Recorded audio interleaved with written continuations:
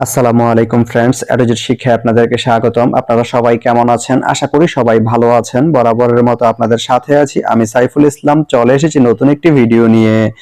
আজকে আমরা জানবো আপনি চট্টগ্রাম থেকে সদর রসুলপুর যেতে কোন কোন ট্রেন রয়েছে, সেই ট্রেনগুলো ছাড়ার নতুন সময়সূচি, বন্ধের দিন এবং গিয়ে পৌঁছতে কতক্ষণ সময় লাগবে বিস্তারিত।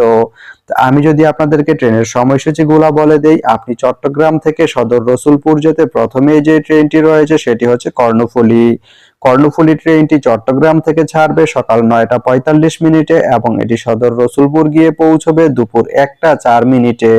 এই ট্রেনটির কোনো অফ ডে নেই। এরপরে রয়েছে ময়মনসিংহ মেল ট্রেনটি চট্টগ্রাম থেকে ছাড়বে বিকাল 4টা 15 মিনিটে এবং এটি সদর রসুলপুর গিয়ে পৌঁছবে রাত 9টা 20 মিনিটে। এই ট্রেনটির কোনো অফ ডে নেই।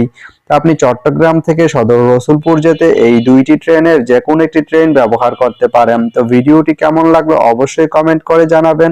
আর ভিডিওটি যদি ভালো লেগে থাকে বা আপনার কোনো উপকারে এসে থাকে তাহলে ভিডিওতে একটা লাইক করে দিবেন, কারণ আপনার একটা লাইক আমাকে অনেক ইন্সপায়ার করে নতুন নতুন আরো ভিডিও বানাতে।